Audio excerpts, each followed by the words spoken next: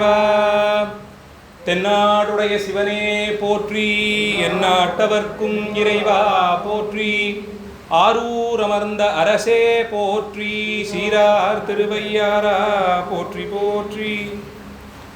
விண்ணாளும் தேவர்க்கும் மேலாய வேதியனை, மண்ணாளும் மன்னவர்க்கும் மாண்பாகி நின்றானை, தன்னார் தமிழளிக்கும் தன்பாண்டி நாட்டானை, பெண்ணாளும் பாகனை பேணு பெருந்துறையில், அன்னார் கடல் காட்டி நாயேனை ஆட்கொண்ட அண்ணாமலையானை பாடுதுங்கா நம்மானாய்.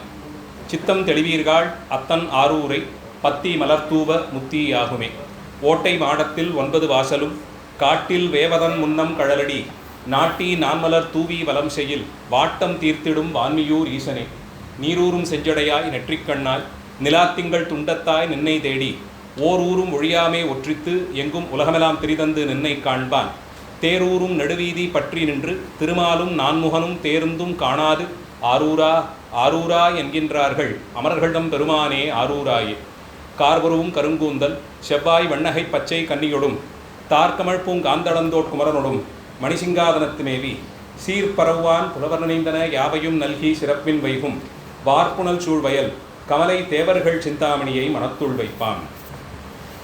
சித்தி தருநாதன் தென்கமலை வாழ்நாதன், பத்தி தருநாதன் பரநாதன், முத்தி பெருநாதன் ஞானப்பிரகாசன், உண்மை தருநாதன் எங்குருநாதன். எல்லோருக்கும் வணக்கம். எல்லாம் வல்ல ஆரூர் அஜபா நடன கமலவசந்த தியாகராஜ பெருமான் திருவருளையும், எம்குடி ஆளும் தர்மயாதீன குருமகா சன்னிதானங்கள் ஸ்ரீலஸ்ரீ மாசிலாமணி தேசிக ஞானசம்பந்த பரமாச்சாரிய சுவாமிகளுடைய குருவருளையும் சிந்திக்கிறேன்.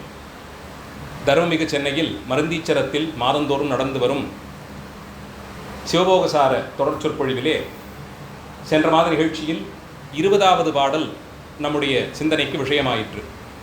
20வது பாடலுடைய சிறப்பு அதற்கு ஓரிரு பாடல்களிலிருந்து தொடங்கி சிவபோகசாரத்தை தாம் சிவமாம் தன்மையிலே கூடியிருந்த போது ஏற்பட்ட அனுபவங்களை பாடத் துணிந்த சுவாமிகள் அதனூடே ஆழ்ந்த சைவ சித்தாந்திர சாத்திர கருத்துக்களையும் பறக்க பேசி இந்த ஒரு நூலை முதலும் முடிவுமாக நல்ல உரையோடு கூட அனுபவித்தால் சைவ சித்தாந்த ஞான தெளிவும் பெரும்படியாக அனுகிரகம் செய்திருக்கிறார். அதனால்தான் இந்த நூல் சாத்திரம், தோத்திரம், அனுபவஜனிதமான ஞானம் என்று பல வகையிலும் கொள்ளக்கூடிய நூலாக அமைந்திருக்கிறது. அந்த விதத்தில் 20வது பாடலிலே 36 தத்துவங்களின் தெளிவை வகைப்படுத்தி கூறி 6 தத்துவமும் ஆணவமும் நீங்குதல் ஆகிற நிலையில்தான் முக்தி இன்பம் வாய்க்கப் பெறும் என்பதை கூறி 36 தத்துவங்களையும் கடந்து ஆணவ மலத்தையும் இருவினை ஒப்பின் மூலமாக அடைந்து உயிரானது இவ்வுலக சம்பந்தம் அற்றுப்போய் வேறாக நின்று உடம்பிலிருந்து உயிர் பிரிந்து இது தனியாய் நிற்கக்கூடிய நிலையிலே அதுவரையில் உயிரோடு சம்பந்தப்பட்டிருந்த ஆணவ மலம் நீங்க பெற்று அந்த உயிர் சகல நிலையிலிருந்து மாறி சுத்த நிலையிலே எம்பெருமானுடைய திருவடி நிழலிலே ஆழ்ந்திருக்கக்கூடிய அந்த நிலையானதுதான் மாறா இருளாய பாவனையிற்று அற்று எங்குமாய் நின்ற பொருள் என்று கூறி அங்கே உயிர் இறைவனோடு புணர்ந்திருத்தல் என்ற அளவில் 2 பொருளும் ஒன்றுபடக் கூடியிருந்து மகிழக்கூடிய தாற்பயத்திலே வைத்து அந்த அளவில் உயிர்கள் முக்தியடைந்த நிலையில் அது எங்கு சென்று எவுற்றிருக்கும் என்பதை தெளிவுபடுத்தி அருளினார். அடுத்த பாடல் இன்றைய வகுப்பிற்கு விஷயமாகும் பாடல் 21வது பாடல். இந்த பாடலிலும் கூட எப்படி சென்ற பாடலில் 6 தத்துவம் என்று தொடங்கி 36 தத்துவங்களின் விளக்கத்தை சொல்ல துணிந்தோமோ அதுபோல இந்த பாடலிலும் சைவ சித்தாந்தத்தின் தனித்தன்மையாக விளங்கக்கூடிய பஞ்ச அவஸ்தை என்ற தலைப்பை அதனுடைய தெளிவை பெற்று அதன் பிறகு சிந்தித்தால் பாடல் பொருள் எளிமையாக புரியும். 5 அவஸ்தைகள் என்று பஞ்சாவஸ்தை என்று இதை சைவ சித்தாந்தம் தெரிவிக்கும்.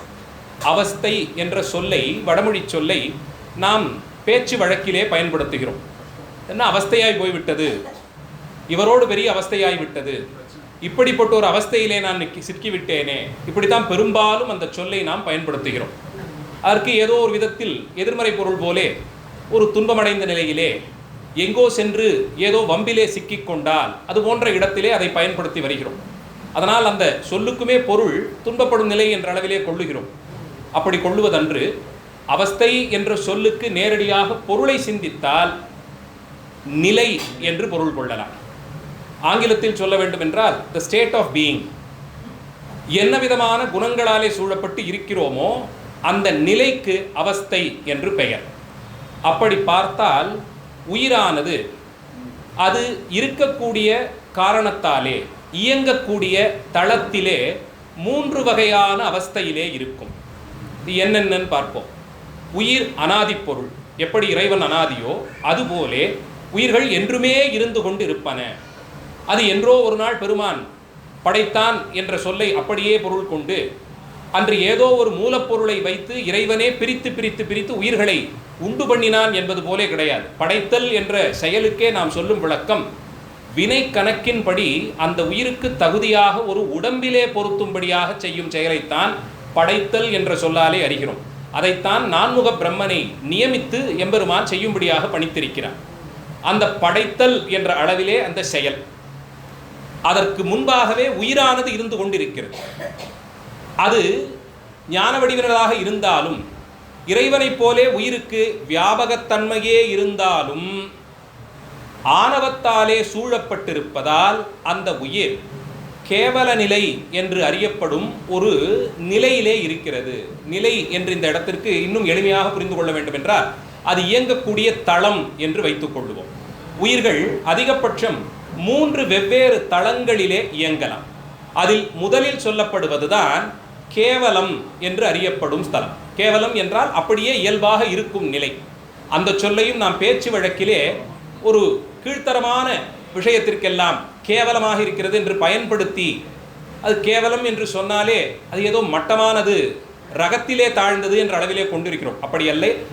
கேவலம் என்று சொன்னால் அது மட்டும் என்ற அளவில் வெறுமனே அப்படியே இருப்பது, இயல்பாக இருக்கக்கூடிய நிலைக்குத்தான் கேவல நிலை என்று பொருள். இப்போ கேவலம் என்று இங்கே சொல்லப்படுவது உயிரானது உடம்போடு பொருத்தப்படாமல் ஆணவ மலத்திலே அனாதிகாலமாக மூழ்கி இருக்கக்கூடிய நிலை. அந்த நிலையை கேவல அவஸ்தை என்று சொல்லுகிறோம். அதன் பிறகு எம்பெருமான் கொடுத்த வினை கோட்பாட்டின்படி நான்முக பிரம்மன் அந்த உயிருக்கு பொருத்தமாக ஒரு உடம்பை தேர்ந்தெடுத்து அது வினைக்கணக்கின்படி எந்த நாட்டில், எந்த புவனத்தில், என்ன வடிவத்தில், எந்த தாய் தந்தையருக்கு என்ன நிலையிலே எப்படி பிறக்க வேண்டுமோ, மிருகமாகவோ பூச்சி புழுவிலிருந்து தொடங்கி யானை முதலிய வடிவங்கள் வரையிலும், இன்னும் சொல்ல போனால் புல்லிலிருந்து தொடங்கி பெரிய விருட்சம் வரையிலும் எந்த உயிராக வேண்டுமானாலும் அது இருக்கும்படியாக தேர்ந்தெடுத்து அந்த கர்ப்பவாசத்தின்படியே அது அடையக்கூடிய நிலைகள், ஒரு பிறப்பு அடைந்த அந்த உயிர் அடுத்தடுத்து அந்த பிறவியிலே அனுபவிக்கக்கூடிய இன்ப துன்பங்கள், இதையெல்லாம் கணக்கில் கொண்டு நான்முக பிரம்மன் சிவபெருமான் நியமித்தபடி அந்த உயிருக்கு பொருத்தமாய் ஒரு உடலிலே பொருத்துகிறான். அங்கே அந்த உயிருக்கு துணையாக என்ன கிடைக்கிறது? ஒரு உடம்பு கிடைக்கிறது. அந்த உடம்பிலேயும் அந்த உடம்பிற்கு உறுப்புகளையும் கொடுத்து, தனு கரணம் இது இரண்டையும் கொடுத்து, அந்த இரண்டையும் வைத்து இது இயங்குவதற்கு ஒரு புவனத்தை கொடுத்து, உலகத்தை கொடுத்து, அந்த உலகத்திலே அந்த உயிருக்கு இன்ப துன்பங்களின் மூலமாக அனுபவஜனிதமாக ஒரு ஞானம் பிறக்கும்படியாக செய்கிறான். இந்த நிலை இருக்கு இல்லையா, அனாதியாக வெறும் உயிர் தானே இருந்தது, கேவல நிலையிலே இருந்தது, கடந்து இரண்டாவதாக உயிர் இயங்கக்கூடிய தளத்தை தான் கரணகலேவரங்கள் எல்லாம் கொடுத்திருந்தபடியாலே, அதற்கு துணையாக ஒரு உடம்பை கொடுத்தபடியாலே அந்த நிலையை சகல நிலை என்ற பெயரால் அறிகிறோம். இப்போ முதல்ல சொன்னது கேவலம், இரண்டாவது சகலம். கேவல அவஸ்தை, சகல அவஸ்தை, கேவல நிலை, சகல நிலை என்று இரண்டாவதாக உயிர்கள் இயங்கக்கூடிய தளம். அப்படி சகல நிலையிலே பிறந்து வாழ்ந்து இறந்துபட்டு போய் மீண்டும் பாவபுண்ணிய கணக்கின்படி அந்த உயிரானது இன்ப துன்பங்களை ஸ்வர்க நரகங்களிலே முறையே அனுபவித்து மறுபடியும் பிறக்கும்படியாக ஒரு பிறவியை கொடுத்து, அங்கேயும் சகல நிலையில் மீண்டும் இந்த உயிரானது இயங்கி இறந்து மறுபடியும் அனுபவம் அடைந்து, இப்படி பிறப்பிறப்பாகிற சுழற்சியிலே அது சிக்கி தவித்து ஏதோ ஒரு பிறவியிலே எம்பெருமானுடைய பெருங்கருணைக்கு இலக்காகி ஆச்சாரியருடைய உபதேசத்தின்படி பஞ்சாட்சர மந்திரத்தை ஏற்று சிவபூஜை செய்து அதனால் வாய்த்த பக்குவத்திலே அந்த உயிர் முத்தியடைந்து பிறப்பிறப்பு சுழற்சியிலிருந்து தப்பித்து விடுபெற்று முத்தியடைந்த உயிர் மோட்ச உலகத்திலே பேரின்பமாகிற எம்பெருமானுடைய திருவடி நிழலிலே ஆழ்ந்திருக்கக்கூடிய நிலைக்குத்தான் சுத்த நிலை என்று பெயர். இப்படி 3 தளங்களிலே உயிரானது இயங்கும். அனாதிகாலமாக இருக்கக்கூடிய கேவல நிலையில் உடம்போடு பொருத்தப்படுவதற்கு முன்பாக ஆணவத்தாலே சூழப்பட்டு, உயிருக்கு எப்போதும் ஆணவ மலத்தின் வாசம் உண்டு.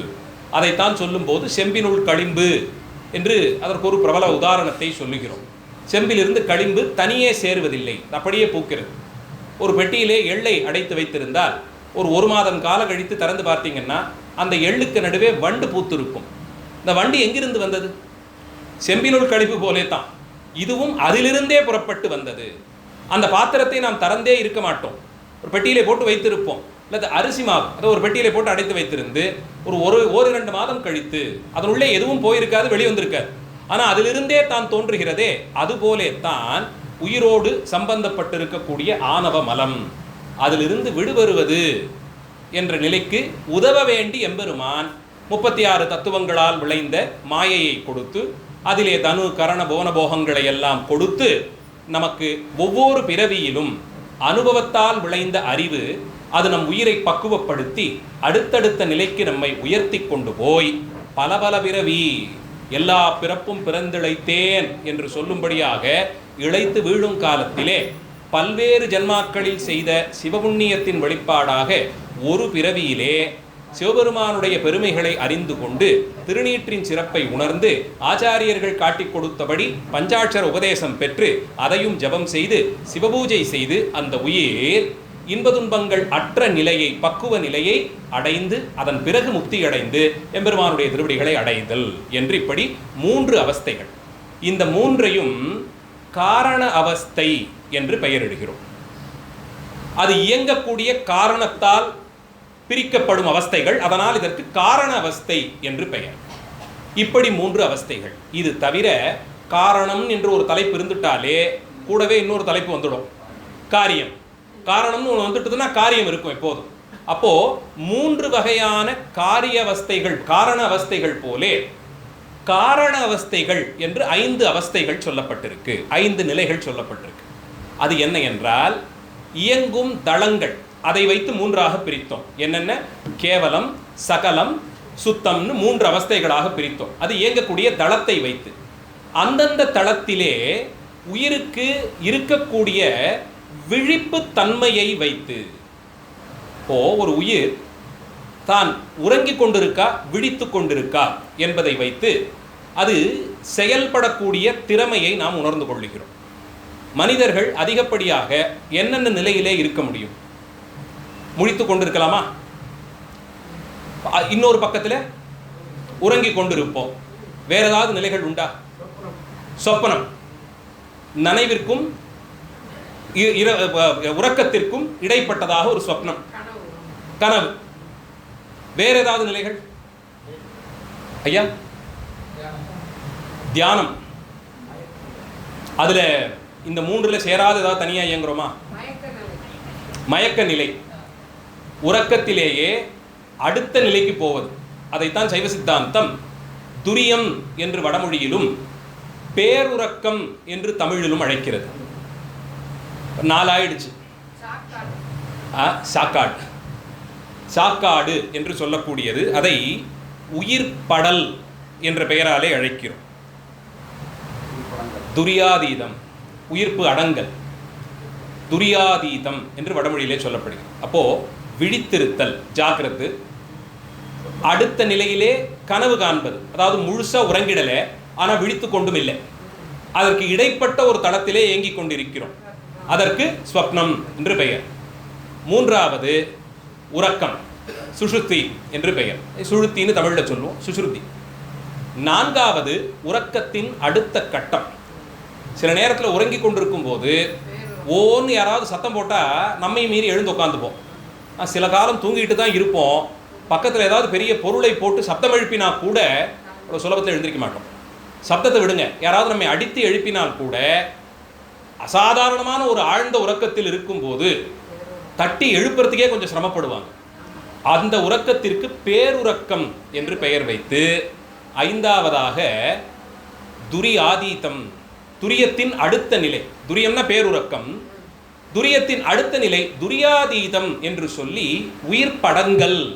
இறந்துபட்டு போறதில்லை, ஆனால் உறக்கமே இறந்த அளவிற்கு நம்மை ஆழ வைத்து விடும். கண்ணம் வைத்து திருடுறவங்கெல்லாம் அதற்கு சௌகரியமான நேரம் எது அப்படிங்கிறத பற்றி பேசினா ராத்திரி ஒரு 2 மணிக்கு ஆரம்பித்து 3:30 4க்குள்ளே முடிச்சிடும். 1:30 மணிக்கு ஆரம்பித்து 3 மணி 3:30க்குள்ளே முடிச்சிடும். சாதாரணமாக நாம் ஒரு 10லேருந்து 11 மணிக்குள்ளே உறங்க போவோம்னு வைத்துக்கொள்வோமே, அந்த நேரம் தான் பெரும்பான்மையானவர்கள் உறங்க செல்லும் நேரம். அடுத்த ஒரு 2-3 மணி நேரங்கள் ஆகுமா உறக்கம் கடந்து, கனவு நிலை கடந்து, உறக்கம் கடந்து, பேருறக்கம் கடந்து, உயிர்ப்படங்கள் என்று சொல்லும்படியான துரியாதீத நிலைக்கு போகிறதுக்கு அந்த ராத்திரி 2-3 மணி போல ஆகுமா. அந்த நேரத்தில் தான் கண்ணம் வைத்து கொள்ளை கொள்பவர்கள் வருவார்கள். அப்போ தான் காவல்காரர்களும் இன்னும் ஜாக்கிரதையாக இருக்கணும்னே சொல்லப்படுகிறது. அந்த நேரம் துரியாதீதம் என்று சொல்லப்படும் நேரம். இப்போது உறக்கத்திலேயே நான் என்ற தன்மை மறந்து போயிடும். அப்போ என்னாகும், அந்த நேரத்திலே நம்முடைய கரணங்கள் எல்லாம் செயல்படாமல் நின்று விடுது. போன வகுப்பில் பார்த்தோம், 36 தத்துவங்களை பற்றி சொன்னபோது ஞானேந்திரியங்கள், கர்மேந்திரியங்கள், இது 5 பிரித்தோமே, அதிலே வெவ்வேறு வகைப்பட்டதான அந்த இந்திரியங்கள் எல்லாம் ஒன்றொன்னா குறைந்து கொண்டே போய்விடும். அதுக்கு பயனே இல்லாதபடிக்கு. நான் கைகால்கள் அசைவதில்லை, கண்ணு மூக்கு இதெல்லாம் எதுவும் செயலாற்றுவது இல்லை. அதை தாண்டி தத்துவங்களில் சிலது மட்டும் அப்போதும் செயலாற்றிக் கொண்டு இருக்கும். அது ஒவ்வொரு நிலையிலும் எதேது செயலாற்றிக் கொண்டிருக்கும் என்று பார்த்தால், ஜாகிரத காலத்திலே அதாவது முழித்து கொண்டிருக்கும் போது 16 செயலாற்றுது, எல்லாமே இங்கே செயலாற்றிக் கொண்டிருக்கும். ஸ்வப்பனாவஸ்தை காலத்திலே 36 தத்துவங்களுக்குள்ளே ஞானேந்திரியங்களும் கர்மேந்திரியங்களும் தொழிற்படாமல் ஏதோ ஒரு நிலையிலே அந்த கரணங்கள்லேருந்து தொடங்கி ஏனைய கலைகள் வேலை செய்யும். ஏன்னா கனவு காண்கிறேன் என்று சொன்னாலும் அதிலே கண்கள் பார்ப்பதில்லை இல்லையா. கனவிலே யாரோ பேசிக்கொள்வதெல்லாம் கேட்டது போல பதிவு செய்யப்பட்டாலும் செவிகளை கொண்டு கேட்கலை இல்லையா. நாம் அதிலே பேசுவது போல எண்ணங்கள் வந்தாலும் வாயை கொண்டு பேசவில்லை. அப்போ கர்மேந்திரியம் ஞானேந்திரியம் 10 கட்டுப்பட்டு போயிடுது. ஏனைய விஷயங்கள் அது மட்டும்தான் செயலாற்றி கொண்டிருக்கிறது. 36 தத்துவத்தில் கடைசி தத்துவம் சிவதத்துவம். அந்த தத்துவத்தோடு சம்பந்தம் வாய்க்க பெற்றால் மாயையினுடைய நிலையை நம்ம கடக்கிறோம்னு அர்த்தமாயிடும். அப்போ அதை தவிர்த்து 35 தத்துவங்களை வச்சுக்கிட்டோம்னா முழித்திருக்கும் காலத்தில் 35 தத்துவமும் முழுக்க செயலாற்றுது. இரண்டாவது நிலை என்ன? கனவு நிலை. கனவிலே ஜாகிரதை முடிஞ்சு ஸ்வப்ன நிலையிலே, ஸ்வப்ன அவஸ்தையிலே 35 தத்துவங்களுக்குள்ளே ஞானேந்திரியங்கள் 5 கர்மேந்திரியங்கள் 5 10 தத்துவங்கள் செயலாற்றாமல் ஏனைய 25 தத்துவங்கள் செயலாற்றுது. அதனால தான் அந்த கரணத்திலேருந்து தொடங்குறோம். மனசு, புத்தி, சித்தம், ஆங்காரம்னு சொல்லியிருக்கோமே, அதெல்லாம் செயல்படுது. எப்போதோ பதிவு செய்யப்பட்ட காட்சி மனசிலே கனவாக வரும்னு எல்லாம் சொல்லப்படுது. கனவுக்கு நிறைய காரணங்கள் சொல்கிறாங்க. இந்த விஞ்ஞான ரீதியாக அணுகினாலும் பல்வேறு காரணங்கள் சொல்லப்படுகிறது. சில நேரத்தில் என்றோ நடந்து முடிந்த காரியத்தை மீண்டும் ஒரு முறை பார்க்கிறோம். சம்பந்தமே இல்லாமல் பொருள்படாத காட்சிகள் திடீர்னு வருது. இல்லை அடுத்து நடக்கவிருக்கக்கூடியதை கூட சில நேரத்தில் முன்கூட்டியே தெரியும் அளவிற்கெல்லாம். இது திருவருள் விளக்கம். அது எப்படி காட்டி கொடுக்கணும்னு பெருமாள் நினைக்கிறாரோ அப்படி அதெல்லாம் காட்டி கொடுக்குறார். அப்போ அந்த ஸ்வப்ன நிலையிலே அந்த கரணங்கள் செயலாற்றுகின்றன. என்றோ நடந்த ஏதோ ஒரு நிகழ்ச்சி 20 வருஷத்துக்கு முன்னாடி நடந்தது, மனசில் ஏதோ ஒரு தளத்தில் அது பதிவு செய்யப்பட்டிருக்கு. இன்று ஏதோ காரணத்தாலே அதை மீண்டும் நாம் போய் அணுகினோம். அது எங்கெங்கோ போய் சுற்றி காட்டி அந்த முழு காட்சியையும் நம் மனக்கண் முன்பாக நடந்தேறி காட்டுது. 20 வருஷத்துக்கு முன்னாடி என்ன உடுப்பு உடுத்தியிருந்தோமோ அதையே கூட உடுத்தியிருப்போம், சொல்ல முடியாது. இப்போ ஆழ பதிந்த அந்த காட்சிகள் மீண்டும் நம் கண் முன்னாடி வருகின்றன. அங்கே 25 தத்துவங்கள் செயலாற்றுகின்றதா. அதை கடந்து உறக்க நிலைக்கு போயிட்டோம்னா, கனவு கடந்தாச்சு, உறக்க நிலைக்கு போய்விட்டால் அந்த இடத்திலே 25 தத்துவங்களில் 3 தத்துவங்கள் தான் செயல்படுது. ஒன்று அந்த மூல புருடன், அந்த புருஷன், யாரோ அந்த ஆன்மா யாரை குறித்து வருகிறதோ அந்த ஆன்மாவினுடைய தன்மையில் அது அப்படியே செயலாற்றுகிறது. இரண்டாவது சித்தம், மனசு, புத்தி. மூன்றாவதாக சொல்லப்படுறோமே சித்தம், அது எப்போதும் இருந்து கொண்டே இருக்கும். அது ஆழ்ந்த உறக்கத்துக்கு போகும்போது தான் தன் தன்மை மறந்து, ஏன்னா சித்தம் இருக்கும் தனையும் கோரமாக ஒரு சப்தம் கேட்டால் திடுக்கிட்டு எழுந்திருக்கும். எது நம்மை அந்த இடத்திலே இது ஏதோ ஒரு விதமான பயத்திற்கு, ஒரு விதமான ஆபத்திற்கு அறிகுறி, எழுந்துக்கோன்னு எது சொல்லுதுன்னா சித்தம் தான் சொல்லுது. அசாதாரணமான ஒரு சப்தம் கேட்டால் எழுந்து உட்கார்ந்து கொண்டு உன்னை ஜாகிரதைப்படுத்திக்கோன்னு சித்தத்துக்குள்ளே எழுதி வச்சிருக்கு. சின்ன வயசுலேருந்து அப்படி பழகி இருக்கும். உறங்கிக் கொண்டே இருக்கோம், திடீர்னு அந்த அறையில் இருக்கக்கூடிய வெப்பநிலை தடால்னு மாறுபடுதுன்னு வச்சுப்போமே. ஒரு 22 23 டிகிரியில் படுத்துக்கிட்டு இருக்கோம், திடீர்னு ஒரு 32 டிகிரிக்கு அங்கே வெப்பம் உடம்பை சுட்டுச்சுன்னா உடனே நம்ம யாரும் எழுப்ப வேண்டியதில்லை, நம்மையும் மீறி ஒரு முழிப்பு வந்துரும்ல, திடீர்னு வருதே. இது ஏன்னா சித்தத்துக்குள்ளே பதியப்பட்டிருக்கு, உன்னுடைய சருமம் இவ்வளவு வெப்பத்தை தான் கொள்ளும், அது வரையில் இருந்தால் நீ பழகியது. அது திடீர்னு கடந்துட்டுதுன்னா சருமம் அதை உணர்ந்து நரம்பின் வழியே போய் சித்தத்தை தொட்டுடும். இது பாரு, அவனை உடனே சொல்லி எழும்ப சொல்லு, இது ஏதோ சரியில்லாமல் இருக்கு, கொஞ்சம் அசாதாரணமாக இருக்குது இந்த சூழ்நிலை, அவனை தட்டி எழுப்புன்னு அதை நம்ம ஜாகிரதைப்படுத்தும். அதனால தான் உடனே எழுந்து உட்காந்துக்கிறோம். திடீர்னு தூங்கி கொண்டிருக்கும் போது எங்கேயோ ஒரு பட்டாசு சப்தம், அது பட்டாசு தான். இப்போ தீபாவளி பண்டிகை வருதுன்னா பட்டாசு எல்லாரும் வெடிப்பாங்க, அதனால் இதெல்லாம் பழகாது. முதல்ல கேட்கிற பட்டாசு சப்தத்துக்கு ஒரு நிமிஷம் திடுக்கிடுறோமே, சித்தம் அதை உள்ளுக்குள்ளே போய் தூண்டி விடும். இந்த சப்தம் கேட்டால் இங்கேயோ ஏதோ அசாதாரணமாக இருக்குது, கொஞ்சம் ஆபத்து போலே இருக்குது, உன்னை நீயே ஜாகிரதைப்படுத்திக்கோன்னு அதை நமக்கு உணர்த்தும். இப்போது உடனே முழிக்கிறோம். அப்போது உறங்கும் காலத்திலும் அந்த புருஷ தத்துவம், சித்தம், மூன்றாவதாக பிராணவாயு அது செயலாற்றிக்கொண்டே இருக்கும். அந்த அளவில் சொப்பனத்திலே 25 கருவிகளும், உறங்கும் காலத்திலே இந்த 3 கருவிகளும், அடுத்து துரியவஸ்தையிலே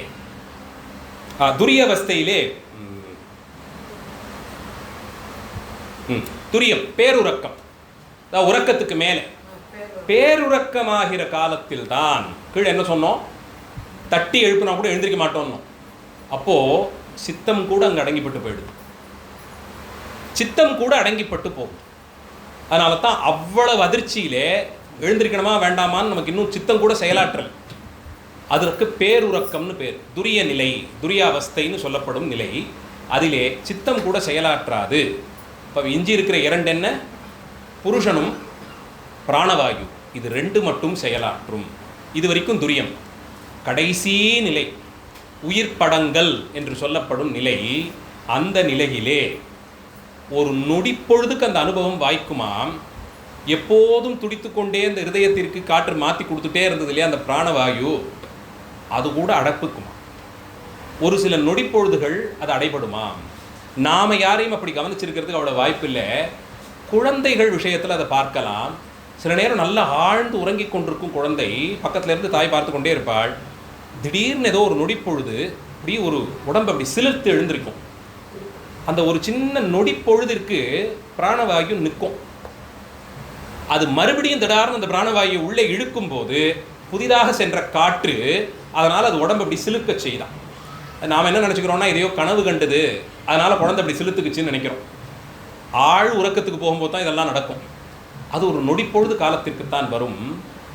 அந்த நிலைக்கு துரியாதீதம் என்று சொல்லக்கூடிய உயிர் படங்கள் என்ற நிலைக்கு தள்ளப்பட்டு விட்டால் சித்தம் கூட கட்டுப்பட்டு போய் பிராணவாயுவும் கட்டுப்பட்டு போய் இந்த புருடன் தான் ஒருவனாக நின்று கிட்டத்தட்ட அத்தனை தத்துவங்களும் அங்கே கட்டுப்பட்டு போய் 36 தத்துவத்திலே 35 தத்துவத்தை கடந்தவன் போலே இருப்பான். ஒரு நொடி பொழுதுக்கு வாய்க்கலாம். துரியாதீத நிலை அவ்வளவு சுலபம் இல்லை. யோகத்தை, அஷ்டாங்க யோகத்தை பயன்படுத்தும் போது சமாதி நிலைன்னு சொல்லப்படுவது இந்த துரியாதீதத்துக்கு அடுத்த நிலை. அங்கே இது கூட கட்டுப்பட்டு போய்விடும். அதனால தான் அந்த நிலை கூடினவர்களை அவ்வப்போது போய் தொட்டு தொட்டு பார்ப்பாங்க, சுவாசம் மட்டுமான இருக்கான்னு. அவர்கள் துரியாதீத நிலையை அடைந்து, அது ஒரு நொடிப்பொழுது தான், அதில் போய் சேர்ந்துட்டாங்கன்னா அது அந்த நொடிப்பொழுது. நம்மை போல இருக்கும்போது படிப்படியாக கடந்தவர்களுக்கு அந்த நிலை. அதனால தான் அஷ்டாங்க யோகத்தை 8 அங்கங்களை சொல்லி ஒவ்வொன்றா கடந்து வந்தால் தான் கடைசியில் சமாதி சுலபமாக கூடும். நாம் ஒரு சங்கல்பம் பண்ணிட்டு நானும் சமாதி கூடுறேன்னு போய் உட்காந்துட்டோம்னா அரை மணி நேரத்துனால நம்மளால் முடிய மாட்டேங்குது. சரி நாளைக்கு பார்த்துக்கலாம் மீதி என்று எழுஞ்சிடுறோம் இல்லையா. அது அந்தந்த நிலையை, அந்தந்த அங்கத்தை ஒவ்வொன்றாக முடித்துக்கொண்டே போய் சமாதி கூடுதல். அந்த சமாதி கூடுதலுக்கு ஒப்புதான் துரியாதீத நிலையிலே ஓரிரு வினாடிகள் தான், மணித்துளிகள் கூட வினாடிகள் இப்படிங்கிறதுக்குள்ள அந்த நிலையில் சுத்தாத்வீத பரிபூரணம் கூடினது மாதிரி நிலை அது. அந்த நிலை வாய்க்க பெறக்கூடிய அந்த வினாடி காலத்திலும் யார் ஒருவருக்கு சிவபெருமானுடைய எண்ணம் மட்டும் உள்ளுக்குள்ளே துடித்து கொண்டே இருக்கிறதோ அவர்கள்தான் அந்த நிலையை தான் முக்தியிலே நீங்களும் உணர்வீர்கள். சிவபோக சாரம். கனவிலே நினைக்கிறதே கொஞ்சம் கடினம். சுவாமி சில நேரத்தில் தான் கனவுலெல்லாம் வருவார். நமக்கு இன்னும் அநேக கனவுகள்லாம் வரலாம். புதையல் வருவது போல வரலாம், இல்லை ஏதோ யானை துரத்துவது போல வரலாம். இந்த மாதிரியான கனவுகள்லாம் நம்முடைய வினைப்பயனுக்கு ஏற்றார் போல வரும். சுவாமி கனவில் எழுந்தருள் இப்படியெல்லாம் சொல்லணும்னா திருநாளை போவாருக்கு வாய்த்திருக்கு, மாணிக்கவாசக பெருமானுக்கு வாய்த்திருக்கு, அவர்களுக்கெல்லாம் வாய்த்தது. ஏன்னா நினைவு காலத்திலே சுவாமியை தவிர்த்து வேறு ஒன்றுமே தெரியாதவர்களுக்கு. அதனால் கனவிலேயும் அதுவே வருகிறது. ஒரு வடமொழி இலக்கியம் ஒன்று, இந்த காக்கதீய அரசன் உரங்கல் பட்டணம்னு ஆந்திராவில் வாரங்கல்னு சொல்லி ரயிலில் போகும்போது ஒரு நகரத்தை கடந்து போவோம். அந்த பட்டணத்தை ஆட்சி செய்த ஒரு அரசன், காக்கதீய மன்னன் ஒருத்தன், கஜேந்திரனும் ஏதோ அவனுடைய பெயர். அவனுடைய பெருமைகளை சொல்லி ஒரு நூல், அவருடைய மொழிபெயர்ப்பு ஒன்று கிடச்சிது. ஒரு சிற்றிலக்கியம் வடமொழியிலே. இப்போ பொழுதுபோகாமல் ஒரு நாள் எடுத்து படித்தா, ஒரு சின்ன தேசம்தான் அது. அந்த காக்கதீய மன்னனை புகழத் தொடங்கி நீ 100 இந்திரனுக்கு சமானம், நீ 100 சந்திரனுக்கு சமானம்னு பெருமையாக பேசிக்கிட்டு இருந்தாங்க. சரி, இதில் என்ன பெருசாக இருக்க போது, நானும் நேரத்தை போக்குறதுக்கு வாசிட்டு வந்தா அருமையாக அவனை பற்றி ஒரு கருத்து சொல்லப்பட்டிருந்தது. இவனுக்கு இரவு வேளையில் கூட கெட்ட எண்ணங்கள் கனவிலும் வராது. ஏன்னா பகல் பொழுது முழுக்க இவன் அனுஷ்டிக்கும் சுத்தம், அதனுடைய தாக்கம் கனவு வேலையிலே தெரிகிறதும்பா. இப்போ இந்த அரசனுடைய எண்ணம், அவன் அரசனாக ராஜாவாக இருந்தாலே கொஞ்சம் அகங்காரம்லாம் துணிக்கும். அவன் பகல் பொழுது முழுக்க சித்த சுத்தியோடு கூடி இருப்பதாலே கனவிலும் கூட அவனுக்கு கெட்ட எண்ணங்கள் பலிக்காதுன்னு சொல்லப்படுது. அப்போ இவர்கள் நம்ம ஆச்சாரியர்களுக்கெல்லாம் சுவாமி கனவிலே காட்டி கொடுத்தார், வார்த்தை சொல்லினார், அருளினார்னு சொன்னால் பகல் பொழுது முழுக்க சாமியை தவிர்த்து வேறு ஒன்றுமே அவர்களுக்கு எண்ணம் இல்லை, கனவிலே வருகிறார். சரி, அவர்கள் அடுத்த நிலையை கடந்து உறங்கும் போதும் இறைவனை தவிர வேறு ஒன்றும் உணராதவர்களாக மேலே அடுத்த நிலையும் போய் பேருறக்க காலத்திலும் இறைவனை தவிர வேறு ஒன்றும் அறியாதவர்களாக அவர்களுக்குத்தான் உயிர்ப்படங்கள் என்றழைக்கப்படும் துரியாதீத நிலையிலே இறைவனோடு மட்டும் சம்பந்தம் இருக்கும்படியாய் நீயும் நானுமாய் ஏகபோகமாய் நாரே, அந்த நிலை இதுதான். நீயும்னு சொல்றது இந்த இடத்துல இறைவனை, நானும்னு சொல்றப்படுறது அந்த புருஷ தத்துவம். உயிரும் இறைவனும் மட்டும், பிராணவாயு கூட அடங்கி இருக்கக்கூடிய நேரம் அது. அந்த நேரத்திலேயும் அவர்கள் இறைவனோடு வாய்த்த அனுபவத்தையே சிந்தித்தபடி வீற்றிருந்து, இந்த பக்குவ நிலைக்குத்தான் அவர்களை நாம் அவ்வளவு தூரத்திற்கு கொண்டாடுகிறோம். இந்த நிலையிலே அவர்கள் சதா காலமும் கூடியிருந்தார்கள். அதனால் தான் அவர்களாலே எங்கோ ஏதோ நடக்கிறதெல்லாம் இங்கே இருந்தபடி சிந்திக்க தெரிந்தது. ஏன்னா அவர்கள் இறைவனை தவிர்த்து வேறு எதையும் பார்க்கல. அப்போ சுவாமிக்கு இருக்கக்கூடிய அந்த சித்த சுத்தி, சுவாமிக்கு என்னெல்லாம் உண்டோ அது முழுக்க இவர்களுக்கும் ஏற்பட்டுடுது. அந்த நிலையில் இருக்கும்போது எப்படி இறைவன் எங்கோ இருந்து கொண்டு உலகத்தில் நடக்கும் எல்லா விஷயத்தையும் பார்க்கிறானோ, கிட்டத்தட்ட அதுபோல இவர்களாலேயும் பார்க்க முடிகிறது. அடுத்தடுத்து நடக்கக்கூடிய காட்சிகளை இவர்கள் இருந்த இடத்திலேருந்து பார்க்கும் அளவிற்கு இவர்களுடைய சுத்தியினாலே இவர்கள் அடைந்து, அந்த நிலையை அடைந்து, அந்த பக்குவ நிலையிலே அவர்கள் கூடியிருக்கிறார்கள். அப்போ 3 அவஸ்தைகள் காரண அவஸ்தைகள் என்றும் 5 அவஸ்தைகள் காரிய அவஸ்தைகள் என்றும் 8 அவஸ்தைகளை சொல்லுகிறது. இந்த 8ஐயும் ஒரே வரிசையில் கொண்டாந்துடக்கூடாது, 8ஐயும் ஒரு வரிசையில் கொண்டாந்துடக்கூடாது. அதனால தான் காரண அவஸ்தைகள் காரிய அவஸ்தைகள் 2ஆக பிரிச்சுட்டாங்க. அவஸ்தைகள் எத்தனைன்னு கேட்டால் 8ன்னு போட்டு எழுதக்கூடாது. காரணம் காரியம்னு 2 வகைப்படும். காரணவஸ்தைக்கு கீழே அது இருக்கக்கூடிய நிலையை பொருத்தி இந்த 3ஆக பிரிகிறது. அது செய்யக்கூடிய செயலை வைத்து காரிய அவஸ்தையிலே 5ஆக பிரிகிறது. இப்போ ஒவ்வொரு காரண அவஸ்தையும் எடுத்துக்கொண்டு, என்னென்ன காரண அவஸ்தைகள்? கேவலம், சகலம், சுத்தம். கேவலத்திலே ஒரு நனவு காலம் உண்டு, நனவு அவஸ்தை உண்டு. கேவலத்திலே ஒரு கனவு அவஸ்தை உண்டு. கேவலத்திலே ஒரு உறக்கம் உண்டு. கேவலத்திலே ஒரு பேருறக்கம் உண்டு. கேவலத்திலே உயிர்ப்படங்கள் உண்டு. அப்போ கேவலாவஸ்தையில் ஜாகிரத்து, கேவலாவஸ்தையிலே ஸ்வப்னம், கேவலாவஸ்தையிலே சுழுத்தி, கேவலாவஸ்தையிலே துரியம், கேவலாவஸ்தையிலே துரியாதீதம். இப்படி 15ஆக அவஸ்தைகள் பிரிகிறது. ஏன்னா கனவு, நனவு, உறக்கம் இதெல்லாம் உடம்பு கிடைத்த பிறகுதானான்னு கேட்டால் இல்லை. அது அனாதி காலமாக கேவல நிலையில் இருந்ததே, அப்பவே உண்டு, அப்பவே அதற்கு உண்டு. என்ன? அப்போ முழுக்க மலவாசனையினாலே இந்த 5 அவஸ்தைகளை கடக்கிறோங்கிறது கூட தெரியாதபடிக்கு அழுந்தி கிடந்திருக்கு. முழுக்க அதிலேயே ஆணவத்தினாலே சூழப்பட்டு வெவ்வேறு அவஸ்தைகளை கடக்கிறோங்கிற எண்ணம் கூட வராதபடிக்கு அதிலேயே அது குடிகொண்டு அந்த நிலையிலேயே அது நின்று விட்டது. சரி, அடுத்த நிலை சகல அவஸ்தை. அதை பற்றி பேசுவேன்னா அதுதான் நமக்கு கொஞ்சம் தெரிஞ்சது. கரண கலைபரங்களை எல்லாம் கொடுத்து ஒரு உலகத்தை கொடுத்து அனுபவத்தின் மூலமாக அறிவை கொடுக்கிறான் எம்பெருமான். இங்கே நனைவிலே இருத்தல், அது நினைவோடு இருத்தல், முழித்திருத்தல், உறங்கி சொப்பனம் காணுதல், உறங்குதல், பேருறக்கம், உயிர்ப்படங்கள்னு 5 நிலைகளை சொல்கிறோம். இந்த 5லேயும் கேவல நிலை கடந்து சகல நிலையிலே துரியம், சகல நிலையிலே துரியாதீதம், சகல நிலையிலே சுழுத்தி, சகல நிலையிலே சொப்னம், சகல நிலையிலே ஜாகிரத்து, இந்த 5ம் இந்த நிலையிலேயுமாக வைத்து, சகல நிலையிலும் இந்த 5ஐ வைத்து அதை உயிருக்கானதாக பொருத்தி பார்க்கும்போது அந்தந்த நிலையில் இருக்கும்போது உயிருக்கு இறைவனோடு ஏற்பட்டிருக்கக்கூடிய சம்பந்தம் என்னங்கிறதை வைத்துத்தான் அதனுடைய வினை கணக்கு துணிக்கிறது. அவன் சாதாரணமாக சொல்லும்போது என்ன சொல்லுவோம், கனவுல கூட ஒருத்தருக்கு ஒரு தப்பு நினைக்காதவருங்க அவரு அப்படின்னு சொல்லுவோம். ஏன்னா அங்கே தான் நமக்கு ஒரு அளவுக்கு சித்தமான வேலை செஞ்சுக்கிட்டு இருக்கு இல்லையா? அந்த இடத்துல சித்தம் இருக்குது, மேலே அடுத்த நிலைக்கும் வருது. கனவுல மட்டும் இல்லைங்க, தூங்கும்போது கூட யாருக்கும் ஒன்றும் தப்பு நினைக்காதவர் இவர். இதை இன்னும் கொஞ்சம் அடுத்து மேலே கொண்டு போங்க, பேருறக்க காலத்தில் கூட யாருக்கும் தவற நினைக்காதவராய். இப்படி அந்த பேருறக்கத்துக்கு போயிட்டாலே குறைகள்ங்கிறதே செய்ய முடியாத அளவுக்கு எல்லாம் ஒடுங்கிப்பட்டு போயிருக்கு.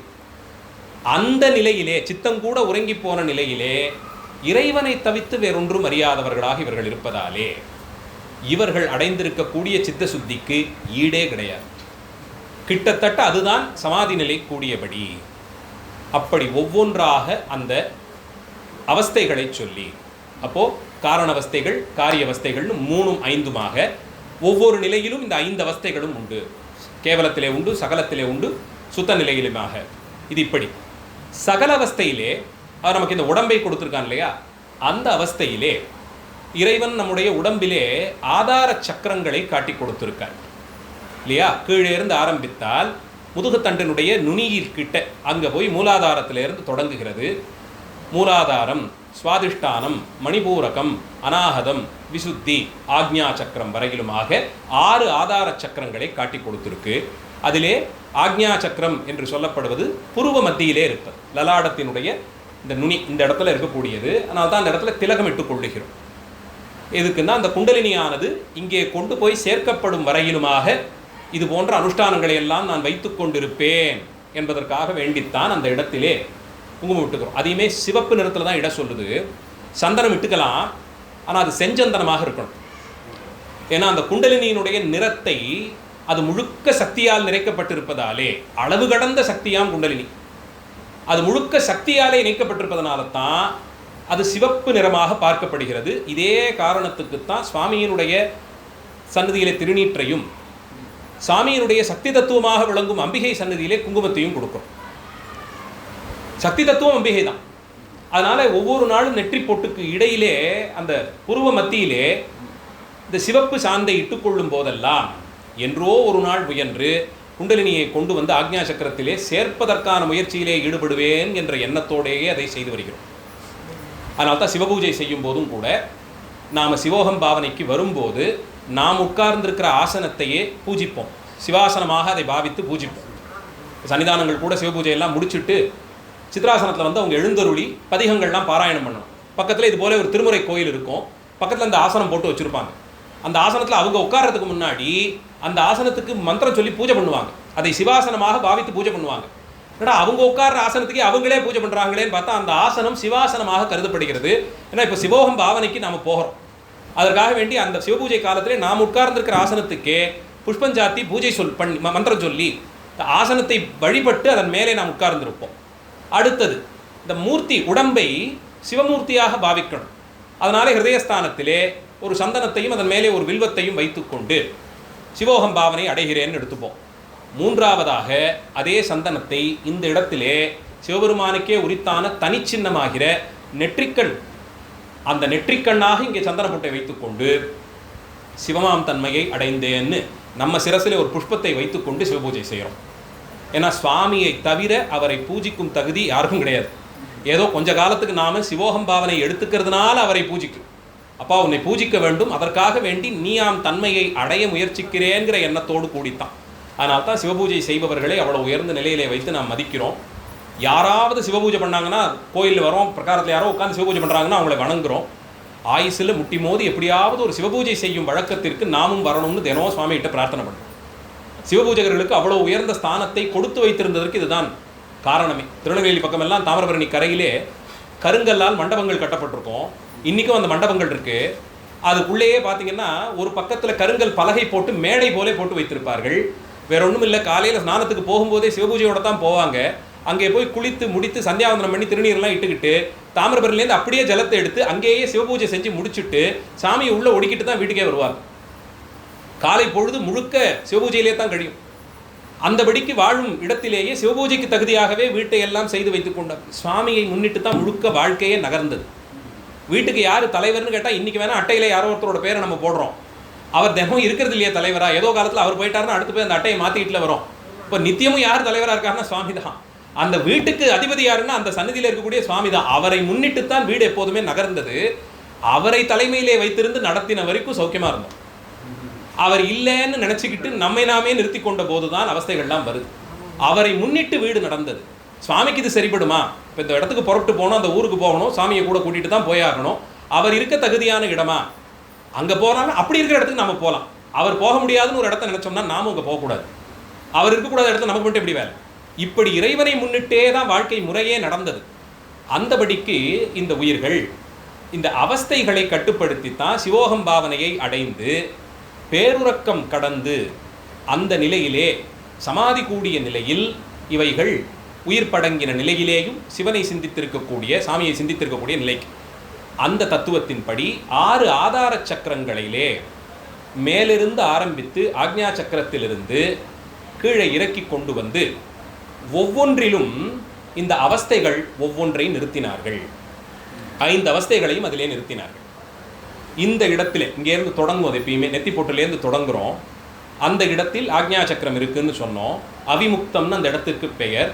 அந்த இடத்திலே நனவு ஜாகிரத்து என்று சொல்லப்படும் முழித்திருக்கக்கூடிய அந்த அவஸ்தையை இந்த இடத்திலேயும், அடுத்து அங்கிருந்து கடந்து விசுத்தி சக்கரம் இந்த தொண்டைக்கிட்ட இங்கே வரக்கூடிய இடத்திலே 2வது அவஸ்தையாகிற ஸ்வப்னத்தையும், 3வது உறக்கத்தை நெஞ்சுக்கு நடுவே அநாகத சக்கரத்திலே உறக்கத்தையும், அடுத்தது மணிபூரகம் என்று சொல்லப்படும் தொப்புள் கொடிக்கு அருகிலே இருக்கக்கூடிய பகுதி அந்த இடத்திலே பேருறக்கத்தையும், கடைசியாக தொப்புளுக்கும் கீழ்ப்பட்ட இடத்திலே அங்கே சுவாதிஷ்டானத்திலே துரியாதீத நிலையும் வைத்து அதை கடந்து மூலாதாரம் இருக்கு.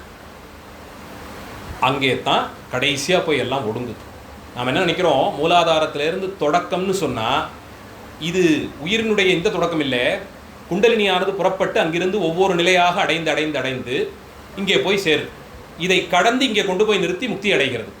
குண்டலினியானது சகசிரார சக்கரத்திலே போய் முக்தி அடைகிறது. இந்த 6 ஆதார சக்கரங்களிலே முதல் 5ற்கு இந்த அவஸ்தைகளை கொடுத்து இந்த 5ற்கும் அப்பாற்பட்டதாக மூலாதாரத்தை இருத்தி, அதனால்தான் திருவாரூர் தலத்தை இது எதிலும் கட்டுப்படாததாக, இது எல்லாவற்றிற்கும் அப்பாற்பட்டதாக வைத்து ஐயைந்தின் அப்புறத்தான் தானும் ஆரூர் அமர்ந்த அம்மானேன்னு அப்பர் சுவாமிகள் சொல்கிறார். இந்த ஐயைந்தின் அப்புறத்தான்னு சொல்கிறதுனால 25 தத்துவங்கள் அதற்கு அப்பாற்பட்டவன்னு ஒரு சாமான்யமாக பொருள் சொன்னாலும் 25 மாகேஸ்வர மூர்த்தங்களுக்கும் அப்பாற்பட்டவன் தியாகராஜ பெருமான்னு சொல்கிறோம். அதான் அவர் சாதாரணமாக சோமாஸ்கந்த மூர்த்தம்னா சோமாஸ்கந்தராக அவரை பார்க்க முடியறது இல்லையே. அவர் எப்போதும் மறைத்து தானே எழுந்தருள பண்ணியிருக்காங்க. இந்த தத்துவத்துடைய ரகசியத்தை நம்மளால் புரிஞ்சுக்க முடியலையே. ஐயைந்தின் அப்புறத்தான் தானும்னுட்டார். இதே காரணத்தில் இப்போ இந்த அவஸ்தைகள் ஒன்னொன்னும் ஆனால் இங்கே ஆக்ஞா சக்கரத்திலிருந்து ஆரம்பித்து கீழே 2வது சக்கரம் வரையிலும் கொண்டு போய் சேர்த்துடுறோம். அதையும் கடந்ததாக இருக்கிறது மூலாதாரம். சிலர் என்ன பண்ணுறாங்க, மூலாதாரத்தை துரியாதீதம்னு சொல்லிடுறாங்க. இந்த அவஸ்தைகளுக்கு அப்பாற்பட்டது மூலாதாரம். இந்த நிலையில் இதை வைத்து சொல்லி உறக்கம்ங்கிறது எங்கே வருதப்போ 3வது ஹிருதயஸ்தானத்துக்கு. ஹிருதயஸ்தானத்திற்குரிய திருத்தலம் தில்லை சிற்றம்பலம். தில்லையம்பலம் தான் ஹிருதயஸ்தானத்திற்கான தலம். இங்கே இல்லையா, அங்கே தான் உறங்குவதற்கான குறியீடது, சுஷுதி அவஸ்தை அது, உறக்கத்திற்கான இடம். அதனால தான் சொல்கிறது, அர்த்தஜாம காலத்திலே சகலவிதமான சிவகலைகளும் போய் தில்லை அம்பலத்திலே ஒடுங்கி இருக்கும்னு சொல்கிறோம். அதனால தான் தில்லையிலே அர்த்தஜாம பூஜை மாற 10 மணிக்கிட்ட நடக்கும். ஒரு அளவுக்கு பெரும்பான்மை ஆலயங்களில் அதுக்கு முன்னாடி அர்த்தஜாமம் முடிஞ்சிருக்கும். எல்லா சிவகலைகளையும் பிரதான சிவாச்சாரியார் தன்னுள்ளே ஒடுக்கி அங்கே கொண்டு போய் சேர்த்து வைத்திருப்பார். தத்துவங்களை எல்லாம் கடந்து கொண்டு போய் அதை சேர்த்து வைத்திருப்பார். அந்த கலைகள் அப்போ எங்கே போகும்னா தில்லை அம்பலத்திற்கு போய் ஒடுங்கி இருக்கும். மறுநாள் விடிந்தவாறே இந்த கலைகளை எல்லாம் கொண்டு வந்து அந்தந்த தலத்திலே இருக்கும் சிவலிங்க திருமேனிலே சேர்ப்பித்து ஆச்சாரியர் பூஜை செய்கிறார்.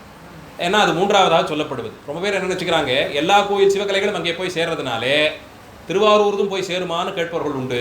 திருவாரூர் இருக்கு அப்பாற்பட்டு இருக்கு. சிவையேவ கேவலகான்னு வேதவாக்கியம் சொல்வது போலே ஆரூர் தனித்த தலம். அது ஒரு தனி இயக்கத்திலே தனி தளத்திலே இயங்கி கொண்டு இருப்பது. அந்த சிவகலைகளை பொதுவிலே சேர்க்கக்கூட முடியாது. அது சாட்சாத்தா கைலாயத்திற்கும் மேம்பட்டதுன்னா அது கைலாயத்திற்கும் மேம்பட்ட தலம் தான்.